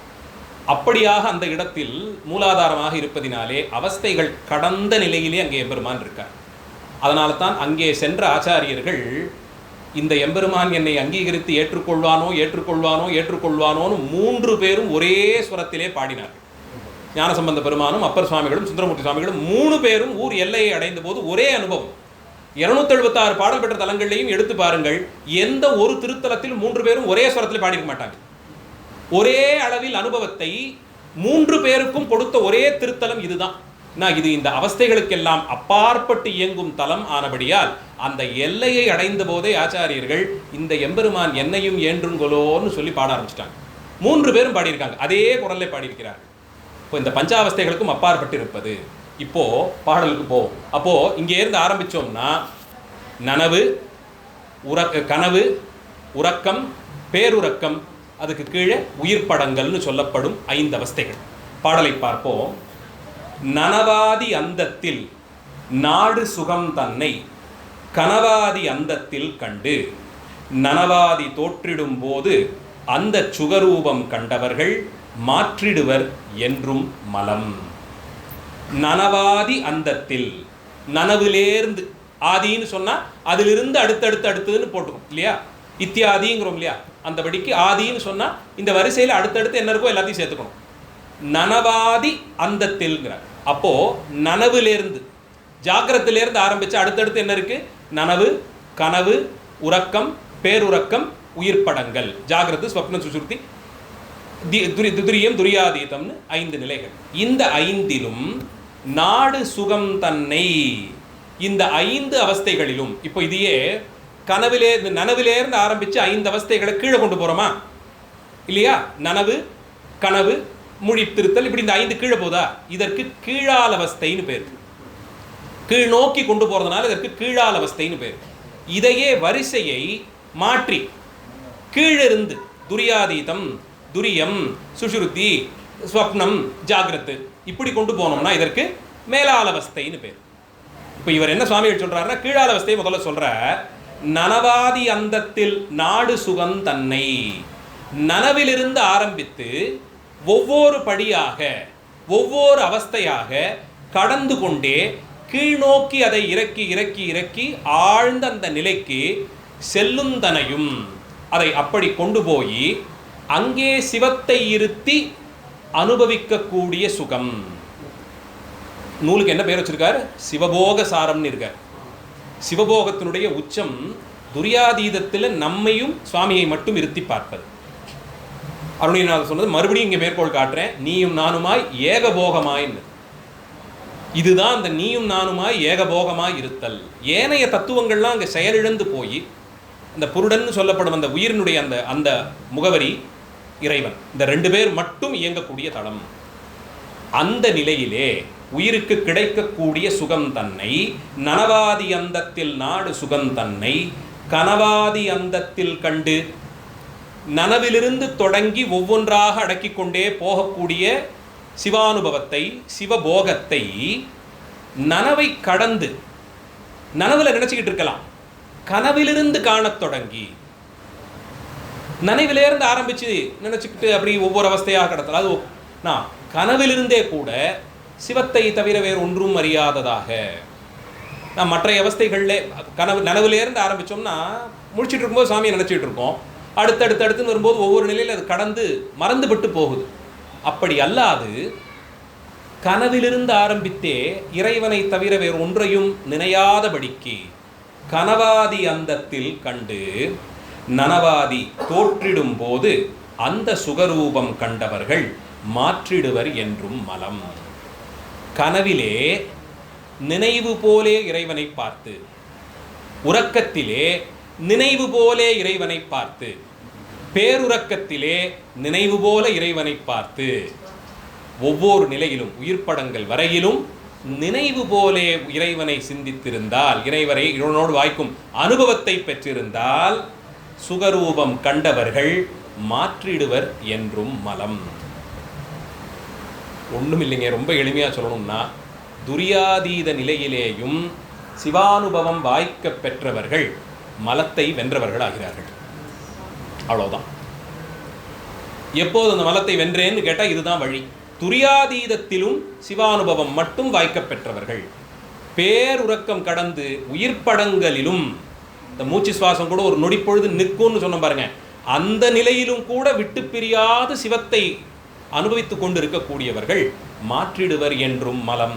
அவர்கள் இந்த மலங்களாகிற ஆணவம் தொடக்கமான மலங்களை எல்லாம் கடந்தவர்களாய், இங்கே இருக்கும்போதே இது வாய்க்குமா? வாய்த்திருக்கு, ஆச்சாரியர்களுக்கு வாய்த்திருக்கு. அதனால தான் சிவபோகம்னு சொல்லப்படுற 10வது படி அனுபவத்தை கூடியிருந்து மீண்டும் வந்து பதிவு பண்ணி கொடுத்துருக்கார். நமக்கு வாய்த்த ஆச்சாரியர்களுக்குள்ளே ஸ்ரீ குருஞான சம்பந்த தேசிகரை நாம் இவ்வளவும் கொண்டாடுவதற்கு காரணம், தாம் அடைந்த ஞானத்திலே தாம் அடைந்த அனுபவத்தை அந்த அளவிலேயே இருத்திவிட்டு சமாதி கூடியவர்கள் பலர் உண்டு. சுவாமிகள் தான் நம் பேரில் கொண்ட கருணையினாலே ஒன்றல்ல இரண்டல்ல 8 நூல்களையும் அந்த நிலையிலிருந்து அதை எழுதியிருக்க. இவர் ஒருவருக்குத்தான் அது வாய்த்த சிறப்பு. இதையும் கடந்து இவருடைய சீடர்களுக்கு இருந்த உரைப்பு எப்பேற்பட்டதுன்னா, சுவாமிகள் பரிபூர்ணம் கூடிட்டார், சமாதி கோயிலிலே எடுப்பித்தாச்சு.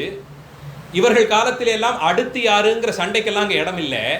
இரண்டாவதாக இருந்தவர் அதிதீவிர பக்குவியாக இவர் காலத்திலேயே வாழ்ந்த ஆனந்த பரவச தேசிகர், பரம வைராக்கியம் பரம ஞானம் எல்லாமே உயர்ந்த நிலையில் வாய்த்தவர். அவருக்கு என்ன ஆச்சுன்னு கேட்டால், வாஸ்தவத்தில் தர்மயாதீன குருமஹாசன்னிதானுடைய வாழ்க்கை வரலாற்றிலேயே 2 வரியில வாழ்க்கை வரலாறுனா அவருக்கு தான். இருக்குந்தனையும் குருஞான சம்பந்தரை எல்லாமுமாக கொண்டு அவர் திருவடிகளிலேயே இருந்தார். குருஞான சம்பந்தர பரமாச்சாரிய சுவாமிகள் சமாதி கூடினார்.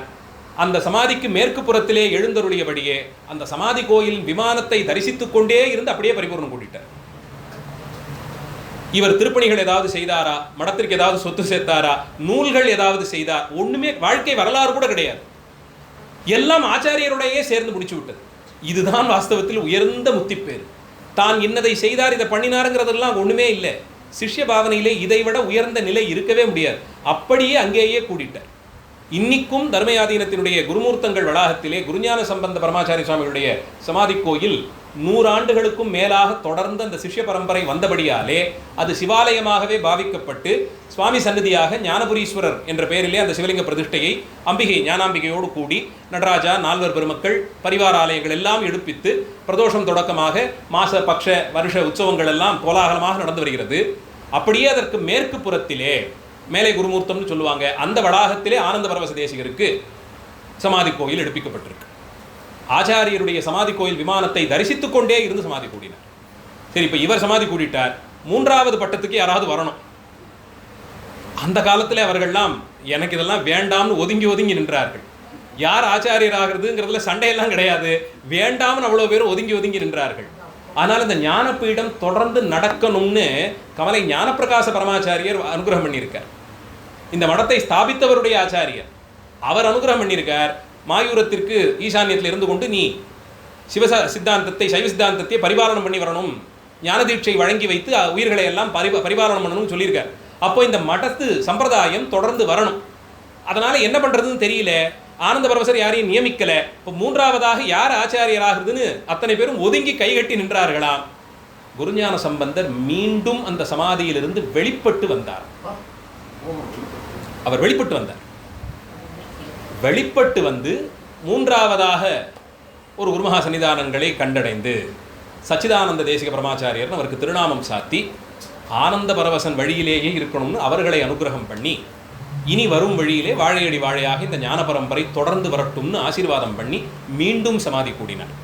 இவர்கள் துரியாதீத நிலையில் இருந்தது எப்படின்னா, தன்னிலிருந்து உடம்பை வேறுபடுத்தி பார்த்து தானும் சிவமுன்னு ஒன்று என்ற நிலையிலே அறிந்து, எப்படி அடியார்களுக்கு அருள வேண்டி சில நேரத்திலே சிவலிங்க திருமேனியிலிருந்து எம்பெருமான் புறப்பட்டு வந்து மீண்டும் சிவகலைகள் அந்த லிங்க திருமேனியிலேயே பொருந்தியதோ அதுபோலே திருக்கடையூருக்கு போனோம்னா அந்த சிவலிங்க திருமேனியிலிருந்தே பெருமான் புறப்பட்டு வந்தார்.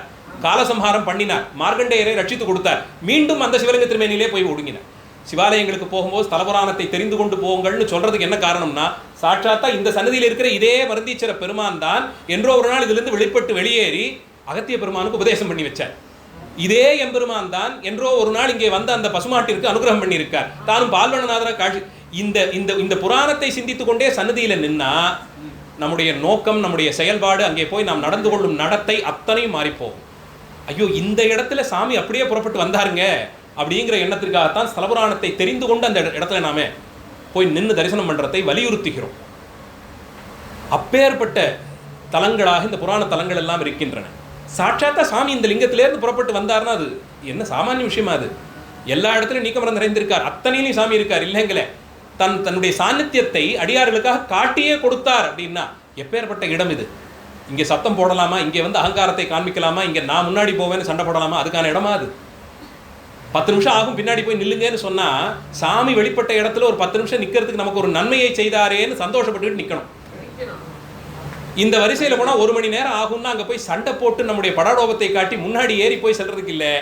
1 மணி நேரம் இப்பேற்பட்ட க்ஷேத்திரத்திலே சுவாமி நம்மை தங்க வைத்தாரே, இது வாய்க்குமா? சாதாரணமாக ஒரு நாளில் நாம 1 மணி நேரம் அங்கே போய் நிற்கலாம்னு நிற்போமா? நமக்கு நல்வினை பயன் இந்த வரிசை கொஞ்சம் மெதுவாக நகருது. இப்பேற்பட்ட ஸ்தலத்தில் 1 மணி நேரம் இருக்கும்படியாக சுவாமி நமக்கு அனுகிரகம் பண்ணினார்னு பக்குவான்மாக்கள் பார்க்க தொடங்குவார்கள். இந்த இடத்துல அவங்க மட்டும் ஒரு 10 பேரை கூட்டிட்டு முன்னாடி போனாங்களே, ஏதோ வினைப்பயன் அவங்களுக்கு இருக்கு, அவ்வளவுதான். ஏதோ காலத்திலே இந்த ஆலயத்தை கட்டுவிப்பதற்கு அவர்கள் பாடுபட்டிருக்கலாம், நமக்கு தெரியாது. முந்தைய பிறவியிலே இந்த திருக்கோயிலே அவர்கள் கல்தச்சர்களாக பணியாற்றி இருக்கலாம். பெருமானுடைய கணக்குக்கு என்னைக்குமே மாறுபாடு இருக்கவே முடியாது. அன்று அவர்கள் செய்ததற்கு இன்று அந்த உயிருக்கு ஒரு பலனை பெருமான் கொடுத்து அவர்களுக்கு அதை சிறப்பாக செய்து வைத்திருக்கார், அவ்வளவுதான். நம்முடைய வினை இன்னும் கழியணுங்கிறதுக்காக இப்பேற்பட்ட புனித ஸ்தலத்தில் இன்னும் 1 மணி நேரம் நீ நில்லு, இந்த இடத்துல நின்று பாரு. ஞானசம்பந்தர் வந்து நின்னார்ல, அப்பர் சுவாமிகள் வந்து நின்று இருக்காரு, சுந்தரமூர்த்தி சுவாமிகளும் வந்தாருன்னு சொல்லப்பட்டிருக்கு, நமக்கு பதியம் கிடைக்கல, சுவாமிகள் வந்து நின்னார் இல்லையா? அந்த தளத்தில் நானும் நிற்கிறேங்கிற ஒரு சிறப்புக்காக பெருமான் நம்மை அங்கேயே நிறுத்தினார் என்று பார்க்கிறோம். அந்த அளவில் உயிர்கள் பக்குவம் கூடுதல் என்பது குருஞான சம்பந்தனுடைய தனித்துவமாக நான் பார்க்கிறேன். இந்த அடியனுடைய தனிப்பட்ட கருத்து. ஏனைய ஆச்சாரியர்களுக்குள்ளேயும் துரியாதீத நிலையிலும் சிவத்தை பாவித்தவராக உணர்ந்திருந்து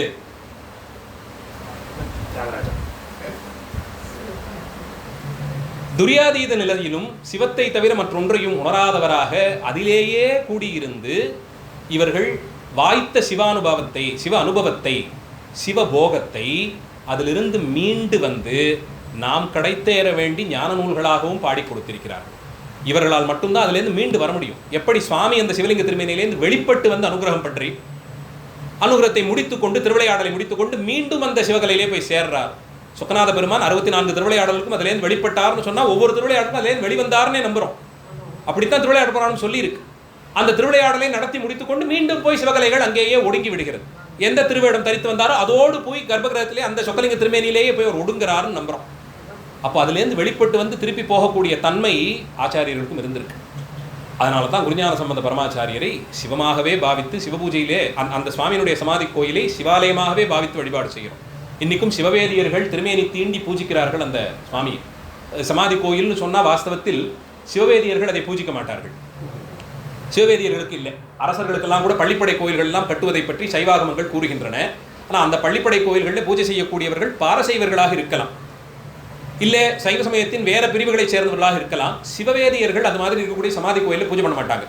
ஆனால் இந்த ஞானபுரீஸ்வரருடைய சமாதி கோயில், குருஞான சம்பந்தருடைய சமாதி கோயில் 100 ஆண்டுகளுக்கும் மேலாக அந்த ஞானாசிரிய பரம்பரை தொடர்ந்து அந்த மரபிலேயே வந்தபடியாலே அது சிவாலயமாகவே பாவிக்க தகுந்ததாகி இன்றைக்கு சிவவேதியர்கள் அந்த திருமேனியை தீண்டி பூஜிப்பதும் அவரை வழிபாடு செய்வதுமாக இருக்கு. இன்றைக்குமே தர்மபுரத்திலே வழக்கம், அடுத்து பட்டத்துக்கு வர வேண்டிய ஆச்சாரியரை நியமிக்காமல் ஒரு சன்னிதானம் பரிபூர்ணம் கூடிவிட்டால், அப்படி ஒரு சூழ்நிலை வந்தால் ஏனைய மடாதிபதிகள் மற்றைய இந்த பரிபக்குவ நிலையில் இருக்கக்கூடியவர்களாக ஒன்று சேர்ந்து திருக்கூட்டத்து அடியார்கள்னு சொல்லப்படுற தம்பிரான்மார்களுக்குள்ளே ஒரு ஆச்சாரியரை தேர்ந்தெடுத்து அவருக்கு யார் இப்போ அபிஷேகம் பண்ணி வைக்கலாம்னா நேராக கூட்டிகிட்டு ஞானபுரீஸ்வரர் சன்னதிக்கு போயிடுவாங்க.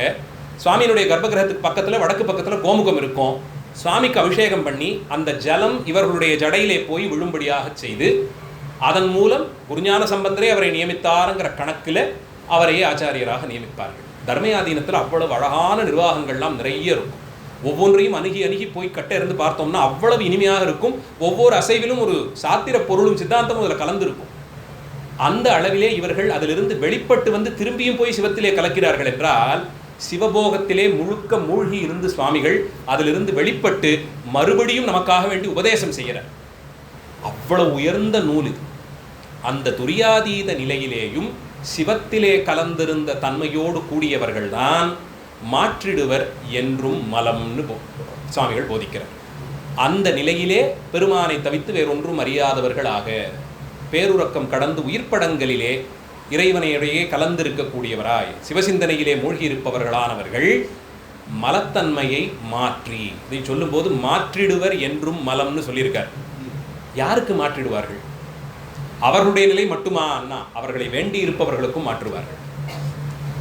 ஐயா, உங்களை தவிர வேறு ஒருவரையும் நான் பற்றாக கொள்ளவில்லைன்னு அந்த ஞானாசிரியரை கைகூப்பி வணங்கி அவருடைய திருவடிகளிலே தங்களையே ஒப்படைத்து விட்டு அவர் இட்ட வழக்காக இருக்கக்கூடியவர்களுக்கும் மலவாசனையை நீக்கி அவர்களையும் ஞான நிலையிலே இருத்தக்கூடிய நிலை இவர்களுக்கு உண்டு.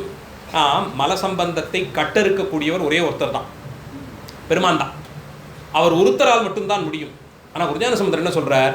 இந்த நிலையிலே இருக்கக்கூடிய ஆச்சாரியர்களும் அதை செய்வார்கள். அது எப்படி ஏற்படும்னா இருவினை ஒப்பின் மூலமாக. இருவினை ஒப்புங்கிறத இரண்டும் ஒருபோலே பார்ப்பது இருவினை ஒப்புன்னு எடுத்துக்கிறோம். அதாவது நல்வினை தீவினை. நல்லா புரிஞ்சுக்கோங்க, நல்வினையும் தீவினையும் எப்போ ஒன்றும் கிடையாது. அது ஒன்றா பார்க்கிறேன்னு சொன்னால் அதுவே தப்பாகிடும். அப்புறம் நல்லது பண்ணா என்ன கெட்டது பண்ணா என்னன்னு கேள்வி வந்துடும். நல்வினையும் தீவினையும் ஒன்றாக பார்ப்பது இல்லை இருவினை ஒப்பு. நல்வினையால் வரக்கூடிய இன்பத்தையும் தீவினையால் வரக்கூடிய துன்பத்தையும் இரண்டுமே திருவருளாலே விளைந்தது. இன்பம் வந்தால் சிரித்தும் துன்பம் வந்தால் அழுவது என்ற நிலை அல்லாது இது ரெண்டுமே சாமி கொடுத்தது தானே. தீவினை என்ன வேற யாராவது அந்த துன்பத்தை வேற யாராவது கொடுத்துட முடியும்? சாமி தான் கொடுத்துருக்கார். இப்போ நியாயத்துக்கு அதுக்குன்னு நான் சேர்த்து நன்றி தான் சொல்லணும். எல்லாம் திருவருட்சம்மதம் அப்படின்னு ஒரு வாக்கியத்தை எழுதுவாங்க. அந்த கடுதாசி போக்குவரத்தெல்லாம் இருந்த காலத்தில் சில பெரியவர்கள் இதை வழக்கமாக வைத்திருந்தார்கள். அதுவும் தூரதேசத்தில் பையன் டெல்லியில் வேலையில் போயிருக்கான், அங்கே இருக்கான்னா என்ன கஷ்டமோ என்ன நட்டமோ தெரியாது. பாவம் மனசுக்கு ஒரு பக்குவம் இருக்கணும்னா எப்படி பாருங்க, இது எல்லாத்தையும் கேட்டு முடிச்சுட்டு நடந்தவற்றையெல்லாம் சொல்லிட்டு எல்லாம் திருவருட் சம்மதம்னு போட்டு கையொப்பம் சாத்துவாங்க. காரணம், அவருக்கு உபதேசமாக சொல்லி வைக்கிறாங்க, பா நல்லதோ கெட்டதோ நடக்கிறது எல்லாம் சாமி திருவருளால் தான் நடக்குதுன்னு எடுத்துக்கோ. எது நடந்தாலும் நம்முடைய சம்பந்தத்தால் அது நடக்கலை. ஏன்னா இன்பம் அடைந்த போது நமக்கு ஒரு மனமகிழ்ச்சி தரும்படியான ஒரு வெற்றியை அடைந்து விட்டோம்னா, என்னால் தாயா நான் தான் பண்ணேன், நான் தான் கஷ்டப்பட்டேன், என்னால் இந்த இலக்கு நான் சென்று அடைந்தேன்னு சொல்லும்போது உடனே அங்கே ஆணவம் வந்துடுது. இல்லை துன்பம் வந்தபோது சர்வ நிச்சயமாக அதுக்கு நாம் பொறுப்பே இருக்க மாட்டோம். முதல்ல என்ன பண்ணுவோம், யாரை இதற்கு காரணமாக சுட்டலாம், எங்கோ நடந்தது எதுக்கோ நடந்தது, அன்னைக்கு நீ இப்படி சொன்னல அதனால தான் இன்னைக்கு நான் மாட்டிக்கிட்டேன், உன்னால தான் எனக்கு இந்த கஷ்டம்னு அந்த பக்கத்தை தள்ளி விடுவோம். இதுவும் ஆணவத்தின் வெளிப்பாடு. அப்போ அகங்காரம் இருக்கும் வரையிலும் இன்ப துன்பத்தை நம்மோடு சம்பந்தப்படுத்தி வெவ்வேறாக பாவித்து அதனால் வரக்கூடிய நன்மை தீமைகள் என்னால் விளைந்தது இல்லை வேற ஒருத்தராலே வந்ததுன்னு நினைச்சுக்கிறோமே தவிர இது இரண்டையும் கூட்டுவித்தவன் எம்பெருமான்ங்கிறத மறந்துடும். இது இரண்டையும் ஒன்று போலே பார்ப்பதுதான் இருவினை ஒப்பு. இரண்டு வகையான வினைகளையும் ஒரே போலே பார்ப்பதுதான் இருவினை ஒப்பு. நல்வினையும் தீவினையும் ஒன்று பார்க்கறது இல்லை. அப்படி சொன்னா அப்புறம் அடிப்படையே அடிபட்டு போயிடும். அப்படி பார்க்கறது இல்லை. இரண்டின் மூலமாகவும் விளையக்கூடிய பலன்களை ஒரு போலே ரொம்ப அருமையாக இதுக்கு ஒரு உதாரணத்துக்கு சமீபத்தில் படித்தேன். ஒரு தாய் குழந்தைக்கு சாப்பாடு ஊட்டணும். குழந்தை ஒரு ஒரு ஒரு பருவத்திலே அது மதிய சாப்பாடே வேண்டாம், அந்த நேரத்தில் நான் போய் விளையாடுவேன் அடம் பிடிக்குது. அந்த தாய் என்ன பண்ணுவா, சரி ஒரு கீரை சாதம் போட்டு பேசி கொடுத்தா சாப்பிடலையா, அதில் கொஞ்சம் நெய்யை விட்டு அதை கொஞ்சம் இன்னும் சுவை கூட்டி எப்படி கொடுத்தா அந்த குழந்தை விரும்புமோ அது போல செய்து அதற்கு கொடுப்பா. அப்பையும் அந்த குழந்தை என்ன பண்ண, என்னால் முடியாது, நான் விளையாடத்தான் போவேன் அடம் பிடிச்சிட்டு ஊட்ட வந்த கையை தள்ளி விட்டுட்டு போய் விளையாடுன்னு வச்சுப்போம். கொஞ்சம் பார்ப்பாள் தாய் எடுத்து சொல்லுவா, கொஞ்சம் கண்டிப்பாக சொல்லுவா. கேட்கலன்னா முதுகில் ஒரு போடு போட்டு சொன்னதை கேட்பியா மாட்டியான்னு சொல்லியாவது கொடுப்பா. அப்பையும் அந்த குழந்தை கையை தட்டி விட்டு விளையாட போவோம் பாருங்க. நடப்பது நமக்கு இன்பம் தரும் விதமாக இருந்தாலும் சரி, இல்லை துன்பம் தரும் விதமாக அம்மா அடிச்சோ கண்டிச்சோ செஞ்சாலும் சரி, எது நடந்தாலும் விளையாட்டுல தான் நோக்கம்னு இரண்டையும் ஒரு போல பார்க்குது பாருங்க. இதுதான் இருவினை ஒப்பு. இன்பமோ துன்பம் இரண்டையும் ஒரு போல பார்த்து அதுக்கு லட்சியம் என்னன்னா கடைசியில் விளையாடுறது தான். நீ அடிச்சாலும் விளையாடத்தான் போறேன், நீ நல்ல விதமாக சொல்லி எனக்கு பிடித்தபடியாக நடந்து கொண்டாலும் விளையாடத்தான் போவேன்னு இருக்கு பாருங்க. இதை நல்ல உதாரணமாக சொல்லியிருக்காங்க ஆச்சாரியர்கள். அந்தபடிக்கு இருவினை ஒப்புங்கிறது இரண்டுமே இறைவன் கொடுத்தது. இன்பமோ துன்பமோ ரெண்டு அவரை தாண்டி ஏதாவது வந்துட முடியுமா என்ன? அவருக்கு தெரியாமலா நடந்து விட்டது? அவர் கணக்குக்கு தப்பியா இது நடந்திருக்க முடியும்? இல்லை. நான் செய்து நடந்திருக்குமா? நிச்சயமா இல்லை. வேறு யாராவது மூலமா? இல்லை. வினைவசம், அது நான் வினைவசப்பட்டிருக்கிறேன். இந்த கணக்கு எம்பெருமான் ஒருவன் மட்டுமே அறிந்தது. அதன்படி அவன் ஆட்டுவிக்கிறான், நான் ஆடிக்கொண்டிருக்கிறேன். அதில் இதில் மாறுதலே கிடையாது. இருவினை ஒப்புங்கிறத இந்த அளவில் பார்க்கிறோம். இந்த இருவினையும் ஒப்பு அடைந்த பிறகுதான் எம்பெருமான் ஆச்சாரியராக காட்சி கொடுத்து, ரொம்ப அற்புதமாக மாணிக்கவாச பெருமான் சொல்கிறார், என் வினை ஒத்த பின் கணக்கிலா திருக்கோலம் நீ காட்டினாய் கழுக்குன்றிலே. கணக்கிலா திருக்கோலம் நீ காட்டினாய் கழுக்குன்றிலே. திருப்பெருந்துறையில் காட்டி கொடுத்ததோடவும் அதிகமாக இங்கே எனக்கு வெவ்வேறு விதமாலாம் ஆச்சாரிய கோலத்தை காட்டி கொடுத்தாய். எப்போது? என் வினை ஒத்த பின். என் வினை ஒத்த பின் கணக்கிலா திருக்கோலம் நீ காட்டினாய் கழுக்குன்றிலேங்கிறார் சுவாமி. அந்த வினை கணக்கு இருவினை ஒப்புங்கிற அளவிற்கு வந்த பிறகு ஆச்சாரியராக தானும் எழுந்தருளி, மாட்டேன்னு சொன்னாலும் வலிய கையை பிடித்து அழைத்து ஞானோபதேசம் செய்து வைக்கக்கூடியதாய் அந்த உயிரை காத்து கொடுப்பான். அது வருந்தனையும் இந்த உயிர்கள் பல வகையும் பட்டு திருந்தி அடிபட்டு மிதிப்பட்டு எல்லாம் பட்டு தான் வரும். அது வரையில் அப்படி தான் இருக்கும். இந்த இருவினை ஒப்பு என்ற ஒன்று வரும் வரையிலும் ஆச்சாரிய உபதேசம் என்பது வாய்ப்பது கொஞ்சம் கடினம். இல்லை ஆச்சாரியர்களை கூட தரிசனம் பண்ணிடலாம், அவருடைய உபதேசத்தை அப்படியே பெறுவதுன்னு ஒன்று இருக்குல்ல, அது நடக்கிறதுக்கு இருவினை ஒப்பு ஏற்பட்டால் இது நடக்கும். ஒருவேளை அப்படி நடக்க தொடங்கிடுச்சுன்னா அந்த உயிருக்கு இருவினை ஒப்பை நோக்கி போய்கிட்டு இருக்குன்னு எடுத்துக்கிறோம். இப்படியே சொல்கிறாங்க, அதுக்கு ஒரு சாட்சியாகவே வைக்கிறார்கள். இந்த உயிர் இருவினை ஒப்புங்கிறது ஒரு நொடிப்பொழுதில் நடக்காது, அதுக்கு எடுத்துக்கிற காலம் எடுத்துக்கும். அது பக்குவப்பட்டு அடுத்தடுத்துன்னு தான் போகும். அந்த நிலைக்கு உபதேசங்கள் கிடைக்க பெற்று விட்டால் இந்த உயிரானது அந்த திசையிலே பயணித்து கொண்டிருக்குங்கிறதுக்கு ஒரு சாட்சியாக அதை கொள்ளலாம். அந்தபடிக்கு இருவினை ஒப்பு ஏற்பட்டு உயிர்கள் பக்குவப்பட்டு புத்தி அடைந்து எல்லாம் வல்ல சிவபெருமானுடைய திருவடி தாமரைகளிலே என்றும் அந்த தூக்கிய திருவடிகளின் நிழலிலேயே வீற்றிருக்கும்படியான உயர்ந்த பேற்றினை அடைகிறது. அதுதான் மாற்றிடுவர் என்றும் மலம், மலத்தன்மை கடந்த பிறகு. அப்போ மலவாசனையானது பேருறக்கங்காலம் வரையிலும் இருந்து உயிர்ப்படங்கள் வரையிலும் இருந்து நம்மை ஆட்டுவிக்காதபடிக்கு மலசம்பந்தத்தை அங்கிருந்து நீக்கி துரியாதீத நிலையிலும் இறைவனையே சிந்தித்திருக்கும்படியான உயர்ந்த பேற்றினை அடைந்த உயிர் மலத்தன்மையிலிருந்து விடுவிக்கப்பட்டதாய் இருவினை ஒப்பின் வசப்பட்டு ஆச்சாரியருடைய உபதேசமெல்லாம் லபிக்க தொடங்கி அந்த உயிர் எம்பெருமானுடைய திருவடிகளை சென்றடைகிறது. நனவாதி அந்தத்தில் நாடு சுகந்தன்னை கனவாதி அந்தத்தில் கண்டு நனவாதி தோற்றிடும் போது அந்த சுகரூபம் கண்டவர்கள். நனவு கனவெல்லாம் தோற்று போய்விடுகிறது, அத்தனையும் முடிஞ்சிருச்சு. அது எதுலையுமே தன்னை பற்றிய சிந்தனை இல்லை. உறக்கத்தில் கூட தன்னை பற்றி நினைப்பு எதுவுமே வரலை. கனவுல கூட தான் எதுவும் காட்சியெல்லாம் இல்லை. அதிலேயும் கூட அந்த சுகம், எந்த சுகம்? இறைவனோடு சம்பந்தப்பட்டிருக்கக்கூடிய அந்த சுகரூபம் கண்டவர்கள், அந்த நிலைக்கு உயர்ந்தவர்கள் மாற்றிடுவர் என்றும் மலம். மலத்தன்மை அருந்தவர்களாக, அதை கடந்தவர்களாக அவர்கள் நின்று என்று இந்த பாடலுக்கு பொருள் சொல்றார். நனவாதி அந்தத்தில் நாடு சுகந்தன்னை கனவாதி அந்தத்தில் கண்டு நனவாதி தோற்றிடும் போது அந்த சுகரூபம் கண்டவர்கள் மாற்றிடுவர் என்றும் மலம். இதுக்கு அடுத்த பாடல்லாம் கூட சித்தாந்த வகுப்பு மாதிரியே தான் போகுது. இந்த முதலே சொன்னபடியே பாடலுக்கான பொருள்ங்கிறது நேரடியாக சொல்லி முடிச்சுடலாம். ஆனால் அதில் நனவாதி கனவாதிங்கிறதுக்கெல்லாம் எப்படி பொருள் கொள்கிறோம்னா, அவஸ்தைகள்னா என்ன, பஞ்சாவஸ்தைகள்னு சொல்லப்படுவது எது, 3 வகையான அவஸ்தைகள் எது, காரணம் காரியம்னு 2ஆக பிரித்து ஒவ்வொன்றிலும் இந்த நிலை எந்தெந்த சேர்த்தலோடு இருக்குது, எந்தெந்த தத்துவங்கள் எதிலே கூடுது எது குறையுது, கடைசியில் உயிர்ப்படங்கள்னு சொல்லப்படுற துரியாதீத நிலையிலே என்ன தத்துவம் இருக்குது, அது கூட எது சேரும், பிராணவாயு கூட அற்றுப்போகக்கூடிய ஒரு நொடிப்பொழுது காலம் அது. அந்த அனுபவத்தில் கூட மூச்சு சுவாசத்தையே கூட ஒரு நொடிப்பொழுது மறந்தாலும் இறைவனுடைய சிந்தனை அங்கும் நீங்காது எப்போதும் பெற்றிருக்கும்படியான நிலையிலே இந்த உயிர் வந்து சேரும் போது மலத்தன்மை மாற்றுப்பட்டு இது இங்கிருக்கும் காலத்திலேயே சிவபோகத்திலே லயித்திருக்கும். சிவானந்த முக்தியை இங்கேயே இருந்து கொண்டு இது அனுபவிக்கும்படியாகன்னு சொல்லி இந்த பாடலுக்கு பொருள் பார்க்கிறார். அடுத்த பாடல், தத்துவங்கள் எண்ணி தலையடித்து கொள்ளாதே தத்துவங்கள் ஏதென்னின் சாற்ற கேள் மெத்தும் சுகாரம்பமாம் சிவத்தில் தோயாத மாயா விகாரங்கள் தத்துவமாமே. போன வகுப்பு முடிச்சதுக்கு அப்புறமா 36 தத்துவங்கள் ஏதோ கணக்கெல்லாம் சொன்னார். அதில் சுத்த தத்துவம், அசுத்த தத்துவம், சிவ தத்துவம்லாம் சொன்னார். அதில் இது இந்த கணக்குலாம் சொன்னார். இதையெல்லாம் எப்படி நினைவிலை வைத்து என்ன செய்து கொள்ள போகிறேன்னு வருத்தப்பட்டீங்கன்னா சுவாமிகள் இந்த பாட்டில் சொல்லிட்டார், தத்துவங்கள் எண்ணி தலையடித்து கொள்ளாதேன்னுட்டார். அது மாயையின் வெளிப்பாடு, அது முழுக்க மாயை தான். அது ஏதோ ஒரு நிலையில துறக்க வேண்டும். சன்னிதானம் கேட்பாங்க, மாயைங்கிறது நல்லதா கெட்டதான்னு கேட்பாங்க. பெருமான் தான் அதை கூட்டு விற்கிறான்னா அது நல்லதா கெட்டதான்னு ஒரு கேள்வி. அது சரியானது தானா அப்படின்னா, பெருமான் கூட்டு வித்திருக்கிறான், அவன் தான் கொடுத்திருக்கிறான் என்னும் போது அதோடு சம்பந்தப்படுத்தி விட்டுருக்கான் அப்படின்னா சாமி நமக்கு நல்லது இல்லாமல் எதையாவது செய்வாரா?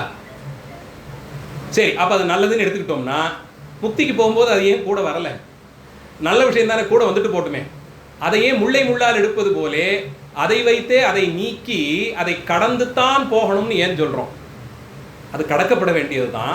அந்த தெளிவை அடுத்த பாடலில் சொல்கிறார். தத்துவங்கள் எண்ணி தலையடித்து கொள்ளாதே, போய் முட்டிக்காத தத்துவங்கள்லாம் என்னன்னு புரியாமல் முட்டிக்கொள்ளாதேன்னு சொல்லி அது என்னங்கிறது சுலபமாக சொல்லி அதை ஏன் கழித்து நாம் மேலே செல்கிறோங்கிறத பற்றி 22வது பாடலில் சொல்கிறார். அது அடுத்த மாத நிகழ்வாக நடக்கும். மார்ச் மாதம் 7 மற்றும் 8ஆம் தேதி வெள்ளி சனி 2 நாட்கள், அடுத்த வாரம் நினைக்கிறேன், வெள்ளி சனி 2 நாட்கள் தொடர்ந்து இந்த சிவபோகசார வகுப்பு நம்முடைய தேவாசிரியர் திருக்காவணத்தில் நடைபெறும். வாய்ப்பிருக்கும் அன்பர்கள் அவசியம் கலந்து கொண்டு சிறப்பிக்கும்படியாக கூறிக்கொண்டு நிறைவு செய்கிறேன். மூர்த்தி எல்லாம் வாழி எங்கள் மோன குரு வாழி, அருள் வார்த்தை என்றும் வாழி, அன்பர் வாழி பராபரமே. எல்லாம் ஸ்ரீ தியாகராஜ கிருபை. ஸ்ரீ தியாகராஜ மகாராஜோ விஜயதே. ஆரூரா தியாகேசா. நன்றி, வணக்கம்.